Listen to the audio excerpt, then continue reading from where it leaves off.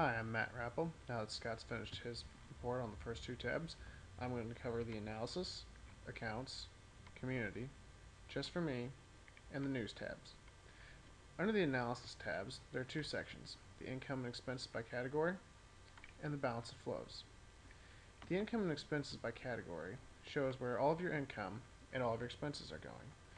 Specifically, say you wanted to see what all expenses have been paid on your Chase credit card.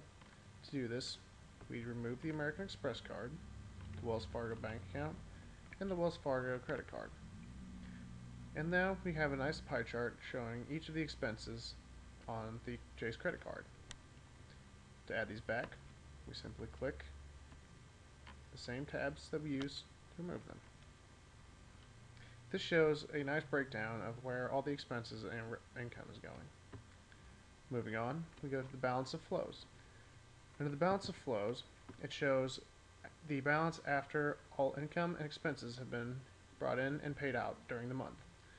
In August, we had more expenses than we had income, which led to a negative balance of $517. Again, in September, we had more expenses than we had income, which gave us a $674 negative balance. Again, the same trend happened in October. However, in November, we had income of $4,000, bringing us back into the black with a balance of $2,217. Down here at the bottom is just some more help sections, which you can click on if you need more insight. Moving on to the accounts section, we see here a breakdown of each of the different accounts that we currently have. Starting with our Chase credit card, our Wells Fargo bank account, both savings and checking accounts, Wells Fargo bank credit card, and our American Express cards. Each of these shows a balance on each account.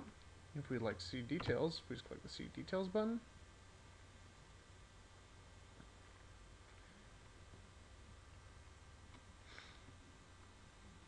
And all the transactions that have occurred on this account are given, with dates, where the transactions took place at, what kind of categories they were under, and what accounts they came from or went to.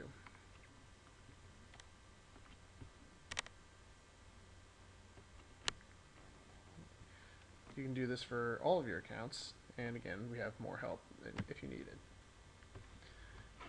Next, we go to the community page.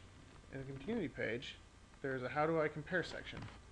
This section tells you essentially how the user compares and the expenses that they have compared to other community users.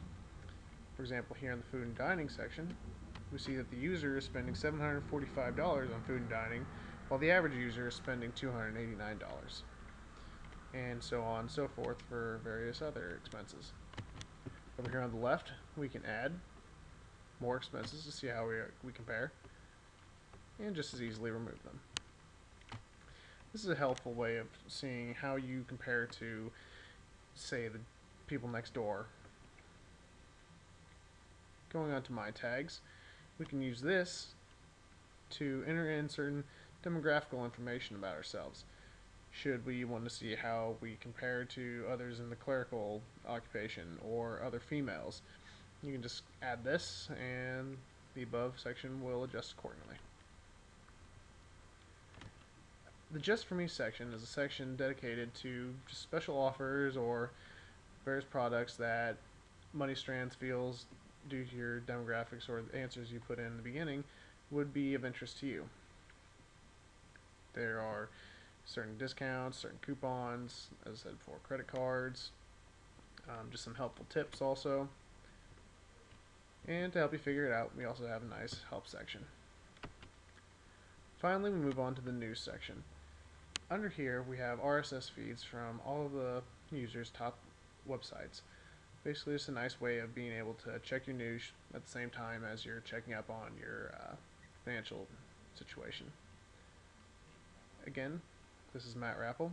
Thank you for using this tutorial, and I hope you have good luck with moneyStrands.